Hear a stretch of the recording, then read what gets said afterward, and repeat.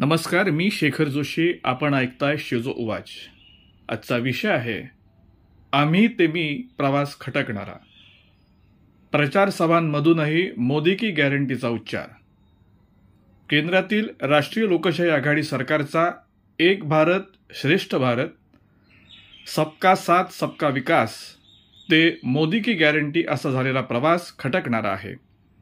पंतप्रधान नरेंद्र मोदी यांनी अलीकडेच केलेल्या निवडणूक प्रचार सभांमधूनही आम्ही भाजप रालोआ सरकार याऐवजी मोदी की गॅरंटी हा शब्दप्रयोग वारंवार केला जात आहे. देशपातळीवर सध्या मोदी यांच्या तोडीसतोड आणि प्रत्यक्ष किंवा अप्रत्यक्ष हिंदू मतपेढी तयार करण्यात यशस्वी ठरलेला कोणी नेता विरोधी पक्षाकडे नाही. गेल्या 10 वर्षात तसा प्रयत्नही झाला नाही. त्यामुळं मोदींना सक्षम पर्याय सध्या तरी नाही हे सत्य मान्य करावंच लागेल. पण तरीही आम्ही ते मी हे पटत नाही. संपूर्ण देशभरात भाजपकडे फक्त आणि फक्त मोदी हेच स्टार आणि गेम चेंजर नेते आहेत हे मान्यच आहे. पण काँग्रेस पक्ष सोनिया व राहुल गांधी किंवा राष्ट्रवादी काँग्रेस शरद पवार यांच्यावरच अवलंबून आहे. तेच चित्र भाजपात आहे आणि ते योग्य नाही.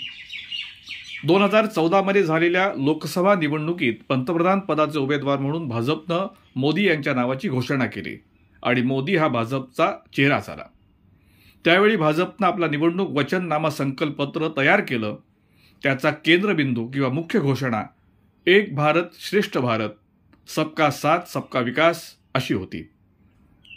2019 मध्ये लोकसभा निवडणुकीच्या पार्श्वभूमीवर भाजपच्या संकल्पपत्राची घोषणा संकल्पित भारत सशक्त भारत अशी होती. आणि आता 2024 साठी मोदी की गॅरंटी असं नाव या संकल्पपत्राला देण्यात आलं आहे.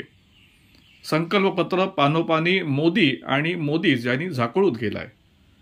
2014 मध्ये प्रकाशित करण्यात आलेल्या संकल्पपत्राच्या पहिल्या पानावर मोदी यांच्यासह अटल बिहारी वाजपेयी, लालकृष्ण अडवाणी, मुरली मनोहर जोशी तसंच भाजपच्या इतरही नेत्यांची छायाचित्र होती. 2019च्या संकल्पपत्रावर फक्त मोदी यांचं छायाचित्र पहिल्या पानावर होतं आणि आता 2024च्या संकल्पपत्राच्या पहिल्या पानावर मोदी आणि पक्षाचे राष्ट्रीय अध्यक्ष नड्डा या दोघांची छायाचित्र आहेत.